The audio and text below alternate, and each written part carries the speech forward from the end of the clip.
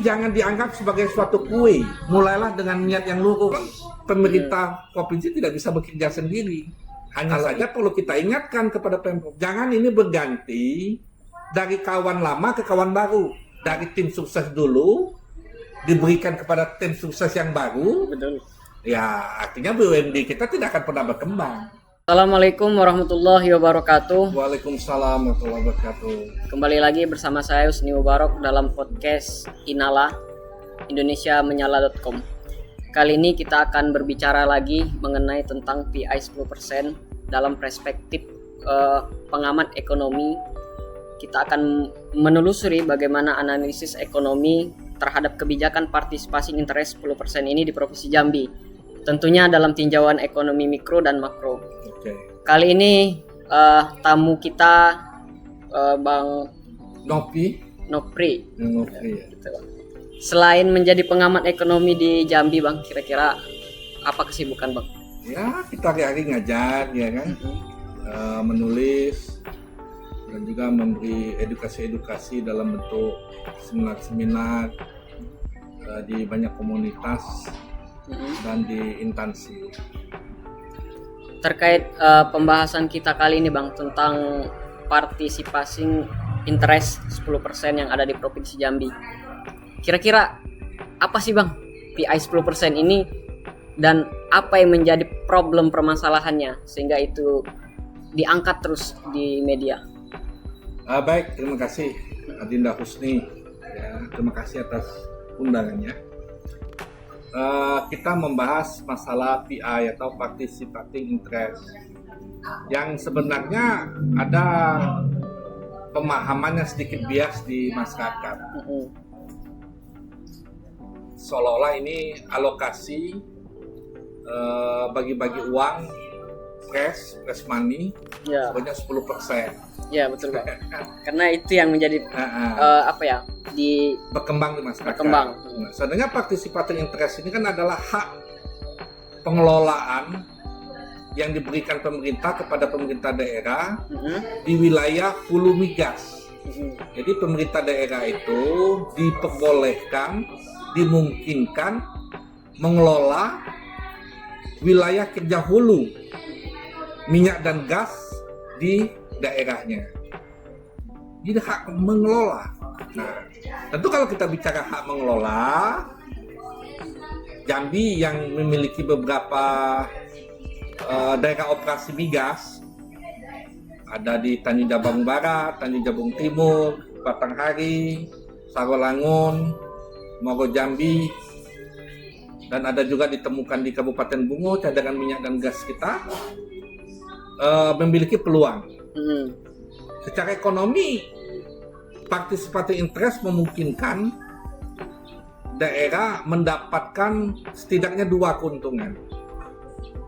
Pertama, potensi pendapatan asli daerah. Ya, betul. Jadi kalau kita mampu mengelola wilayah kerja migas, katakanlah 10% dari sumur minyak yang ada di Provinsi Jambi ini, kita kan punya potensi untuk mendapatkan tambahan income bagi PAD kita. Yang kedua, potensi untuk mendapatkan transfer teknologi di industri migas. Yang kita tahu teknologi di industri migas ini kan belum banyak dikuasai oleh putra-putra daerah kita, termasuk di Provinsi Jambi. Jadi dengan adanya participating interest dalam bentuk hak kelola di wilayah hulu, nah Jambi akan mengalami semacam penambahan pendapatan dan penambahan peluang kerja di sektor migas yang selama ini tidak banyak mampu diakses oleh anak-anak kita. Kalau bicara PI, Bang, berarti kan ini berbicara tentang keuntungan, Bang. Artinya ada kesalahpahaman selama ini. Itu yang terjadi gimana, Bang? Ya, saya memang melihat ada menangkap sedikit bias pemahaman di masyarakat seolah-olah PI itu langsung pembagian alokasi uang, keuntungan dari perusahaan migas yang beroperasi di daerah langsung masuk ke BUMD langsung bisa dijadikan sumber Ya, pendapatan. Kan pemahaman ya, seperti betul. itu. Sebenarnya yang diberikan undang-undang aturan tahun 2016 itu hak untuk ikut mengelola. Jadi katakanlah di Jambi ini ada sekitar 100 sumur minyak. Nah, berarti kan kita punya hak untuk mengelola 10. Nah, dari 10 ini kan tentu ada potensi pendapatan. Tapi ada juga tantangannya. Bagaimana kita menyiapkan badan usaha daerah yang bonafit, yang profesional di bidang minyak dan gas, dan bagaimana juga kita menyiapkan tenaga kerja dan sumber daya manusia lokal Ya, untuk mampu mengelola migas di wilayah hulu ini, produksi minyak di wilayah hulu ini. Nah, dua potensi ini kalau kita mampu lakukan, ya kan, nah Jambi akan makin berkembang, makin menguasai sumber-sumber daya alamnya secara lebih mandiri dan produktif, dan ini menjadi suatu sumber pendapatannya. Nah, tapi tentu kan kita bicara langkah nih. Kalau mau mulai PI ini kan ceritanya kita kan harus ada transparansi. betul. Ada transparansinya. Transparansi berapa sih sumur minyak yang ada di Provinsi Jambi? Dari sumur yang ada itu berapa sih produksi liftingnya yang bisa dihasilkan? Betul. Nah, kalau bicara ini kan tentu data mahal. Betul, Bang. Kita butuh ahli. Dan otomatis perusahaan juga nggak sembarang untuk memberikan informasi itu kan. Tidak sembarangan.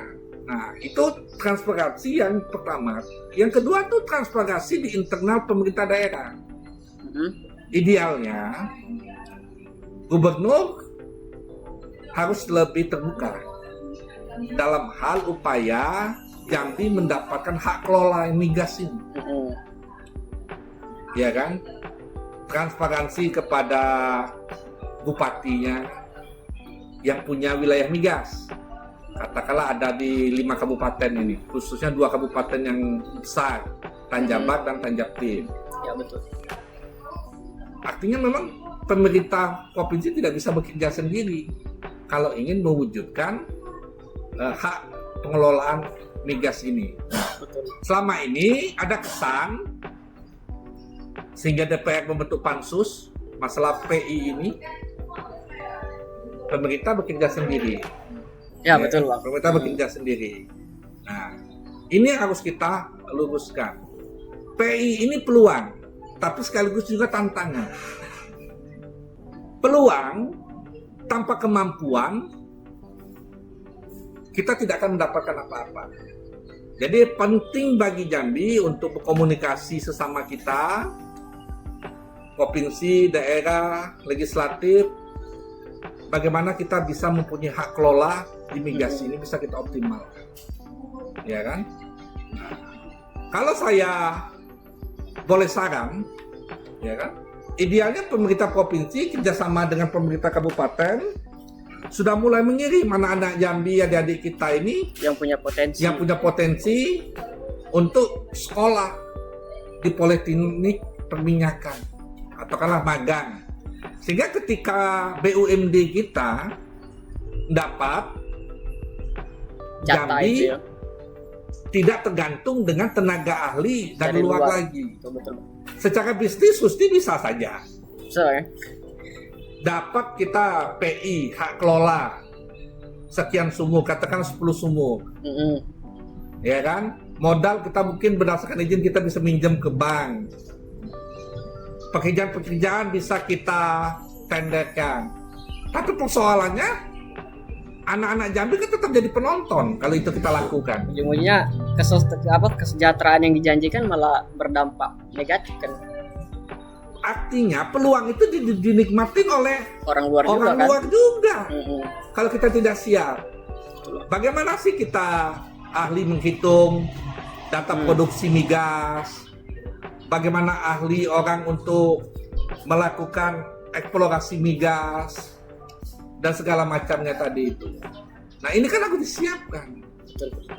Dan saya pikir 2-3 tahun untuk tingkat dasar bisa kita kejar untuk tenaga-tenaga yang dibutuhkan untuk mengelola PI ini tadi. Kalau tidak, ya kita akan dapat hak kelola, tapi yang bekerja orang lain karena kita belum punya tenaga ahlinya untuk itu. Jadi PI bukanlah uang press money, ya betul, yang bisa langsung kita inputkan di dalam PAD, yang bisa kita gunakan untuk membangun, tetapi ini hanya hak kelola. Kalau berhasil kita dapat uang banyak nih. Hasilnya barulah nanti kita bisa bicara kita setor ke PAD itu tadi. Tapi bukan hanya itu. Dari sisi peluang ketenaga kerjaan, ini peluang.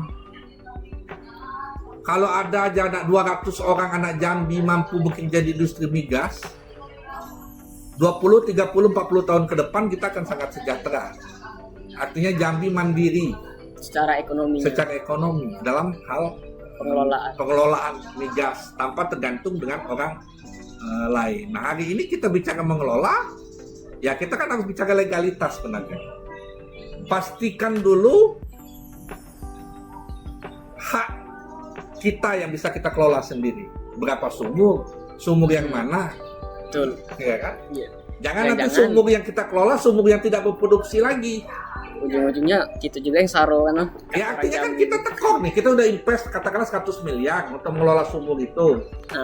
Marginnya ternyata hanya 50 miliar. Iya betul. Nah, untuk mengetahui sumur mana yang pasti produktif, itu kan butuh orang ahli. Betul.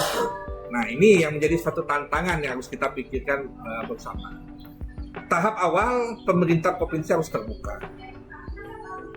Mari bersama-sama, ajak pemerintah daerah, ajak legislatif, ajak masyarakat, untuk bersama-sama kita kawal ini, sehingga ada yang bisa kita kelola. Betul Bang, bukan hanya sekedar bicara tentang keuntungan itu nanti ya. Akibat dari suatu proses pengelolaan migas baru kita dapat keuntungan itu.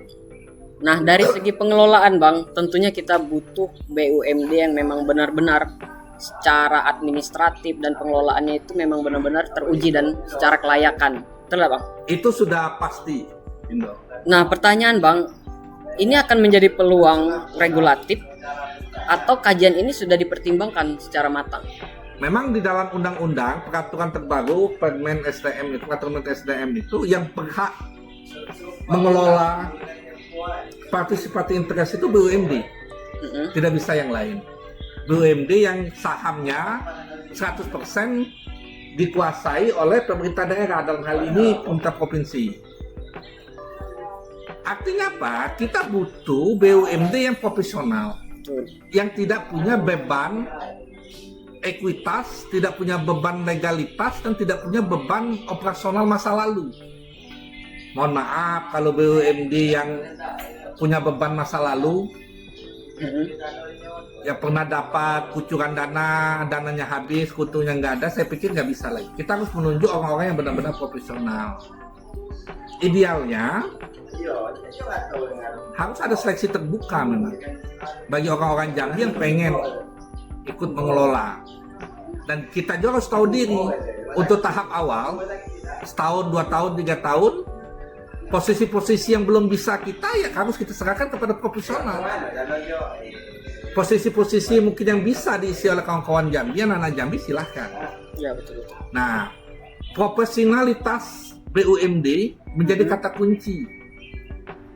Berhasil tidak partisipatif interest ini bagi suatu daerah. Kalau kita berkaca kan ada Jawa Barat tuh, PT Hulu Jabar yang mampu mengelola beberapa blok migas sehingga menghasilkan sekitar 100 miliar bagi pendapatan Jawa Barat per tahun. Di Jawa Barat? Di Jawa Barat. Semua daerah rujukannya ke Jawa Barat, termasuk Provinsi Jambi. Lalu ada juga PT Muba Energi, ya kan? Nah ini kan harus kita menjadikan contoh bagaimana pengelolaan itu tadi. Pengelolaan yang baik adalah pengelolaan yang mampu kita melakukan transfer ilmu pengetahuan di bidang migas. Ya betul. Kalau mengelola semua bisa kita serahkan ke orang lain, itu gampang, Ngadindo. Contoh kalau kita mau ngebom minyak, kita tenderkan pekerjaan bom minyak itu kepada swasta. swastanya dari Singapura situ bisa, ya kan? Kita mau menghitung potensi minyak, melakukan uji seismik, kita tenderkan kepada pihak di Jakarta situ, itu bisa. Tapi kan nilai tambah bagi pengembangan SDM migas kita tidak terjadi. Ya, makanya langkah selanjutnya mulai dari sekarang pemerintah harus memberikan beasiswa, kesempatan anak-anak Jambi untuk memperoleh pendidikan di bidang migas ini, sehingga 2-3 tahun mereka ke Jambi, kita punya fondasi sekitar 50% pengelolaan migas itu mampu dilakukan oleh putra-putra daerah. Jika memang pengelolaan ini nantinya ke BUMD, artinya kan ada persaingan ekonomi lokal, Bang. Ya. Pandangan secara ekonomi seperti apa? Dampak. Kita berbicara dampak. Multiplier effect atau pengaruh ekonomi terhadap ekonomi daerah tentu akan berdampak. Dampak pertama tentu masalah rekrutmen tenaga kerja. Ya, betul. Artinya kan ada peluang kerja di industri migas yang punya daerah sendiri. Masalahnya kalau kita tidak siap, peluang ini diambil oleh orang lain. Itu yang pertama. Yang kedua adalah dampak secara industri atau usaha turunan dari migas ini. Akan banyak pengadaan barang dan jasa, akan ada banyak pengadaan mobil, pengadaan alat-alat berat, alat-alat kesehatan, alat-alat keselamatan untuk kita memproduksi migas ini, dan ini akan menjadi penggerak ekonomi daerah. Kalaulah APBD kita sekarang 4,5 triliun, PI kita mampu berkontribusi 100 miliar, kan berarti ada sekian persen dari APBD kita sudah disumbang oleh PI ke depannya itu nanti. Kalkulasi beberapa pengamat, saya baca dari jurnal, potensi pendapatan PI apabila kita dikelola oleh BUMD, Jambi ini akan mampu mengalahkan Jawa Barat. Karena produksi dan potensi migas kita lebih besar, lebih mudah dari Jawa Barat. Kalau Jawa Barat kan maaf, dari zaman Belanda sudah dieksploitasi. Nah, kita kan baru di atas tahun 80-an kita berproduksi. Nah, jadi dampaknya akan sangat baik. Tetapi ekonomi bukan hanya masalah dampak atau masalah pertumbuhan. Betul. Ekonomi itu juga berbicara pemerataan dan siapa yang dapat manfaat dari pertumbuhan. Kalau pertumbuhan ekonomi terjadi, pemerataannya tidak ada, ya berarti kan kurang begitu bermanfaat. Pertumbuhan ekonomi terjadi, tetapi mohon maaf, yang dapat kelompok-kelompok tertentu atau mungkin dari orang lain yang mencari nafkah di Jambi, ini kan agak kurang baik juga bagi daerah kita. Iya, betul, Bang.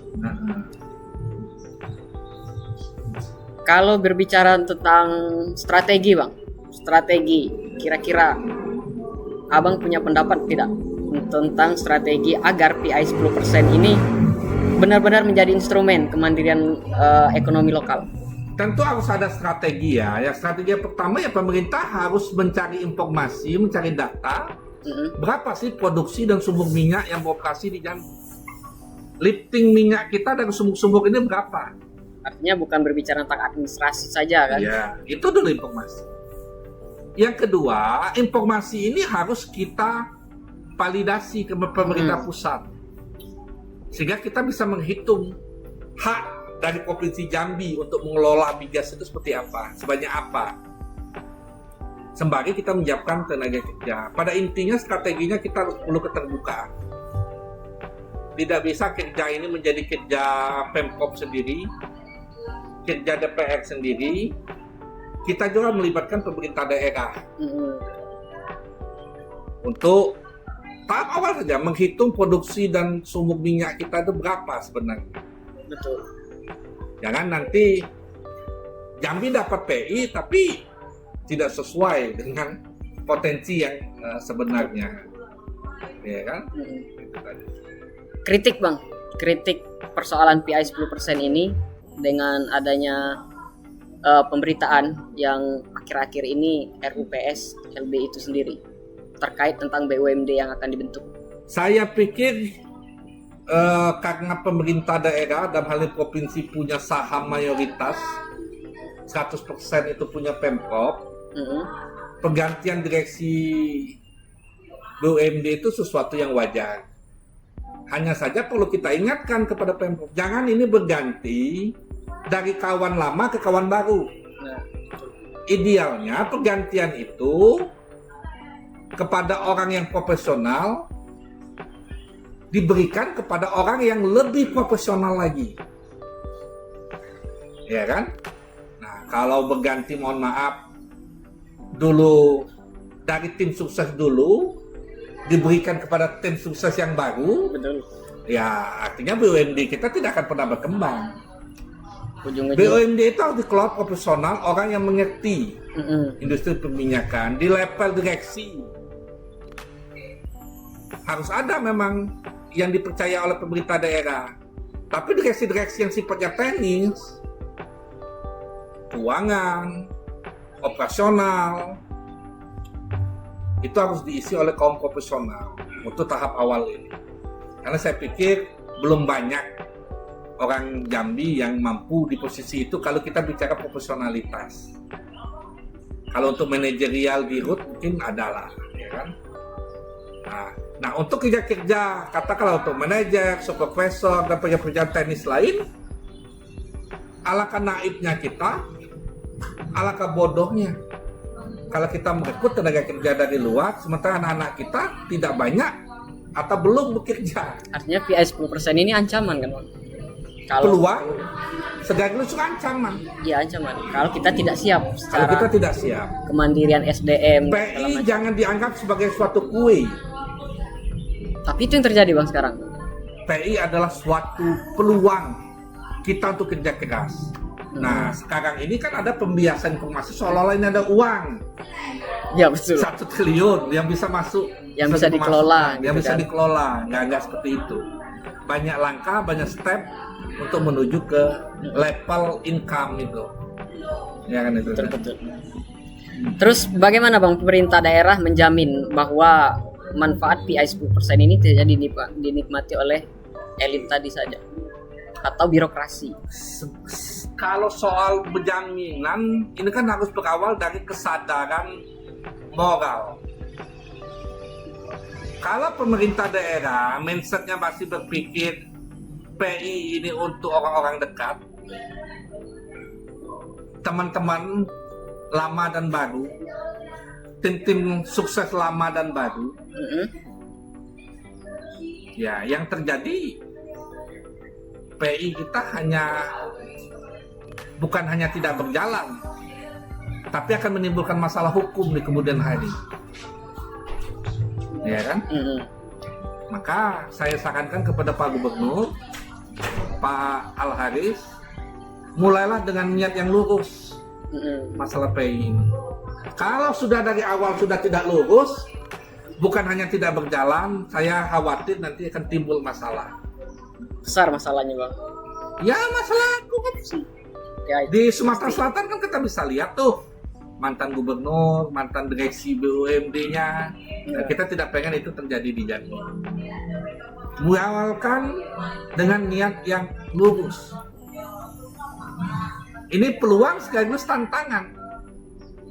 Ini ibarat sepeda motor dan kita belum handal, belum siap untuk naik motor. Ya. Resikonya kita bisa jatuh, Tabrak. bisa lecet, bisa tertabrak, dan mohon maaf bisa finish the end. Ya kan? Artinya kalau berbicara tentang peluang bang, kira-kira ada celah pendistribusiannya seperti apa nanti tentang PI 10% ini kalau dikelola dengan baik dan benar? Secara regulasi yang lebih teknis, tentu kan ada nanti pembagian PI itu. Untuk daerah penghasil berapa, kabupaten penghasil. Untuk daerah-daerah kabupaten sekitar penghasil berapa, untuk provinsi berapa, dan itu saya pikir regulasinya sudah ada, tinggal kita sepakati saja. Nanti kan katakanlah hasil itu bisa misalnya 500 miliar, provinsi dapat berapa, kabupaten penghasil dapat berapa, kabupaten sekitar penghasil yang jalannya dilalui aktivitas migas itu juga kebagian, dan itu sudah ada regulasinya. Yang jelas PI adalah peluang, PI adalah tantangan, PI adalah juga ancaman. Ancamannya apa? Akan menimbulkan masalah bagi elit-elit dan pengambil kebijakan kita kalau kita tidak hati-hati dan tidak siap. Apalagi kita dari awal sudah berpikir ini untuk teman, untuk saya, dan untuk itu ini akan menjadi sesuatu hal yang mengurangi makna dari esensi pemberian participating interest kepada daerah. Ini kan maknanya meningkatkan kesejahteraan masyarakat di daerah tersebut. Artinya ada keinginan lah kan untuk kita mencapai itu kan. Keinginan boleh, tapi harus diikuti dengan kerja keras, kerja cerdas, dan kerja ikhlas. Tuntas. Kalau tidak itu nggak pernah tuntas. Dan inilah yang terjadi hari ini, ya kan, masalah PI ini nggak pernah tuntas. Ditanya aja berapa sih lifting minyak kita, bisa absurd, banyak jawaban. Berapa sih sumber minyak kita yang produktif? Absurd, banyak jawaban. Ada jawabannya tapi terlalu banyak. Nggak ada yang pasti. Iya betul. Ya. Kira-kira Bang, saran untuk kedepannya?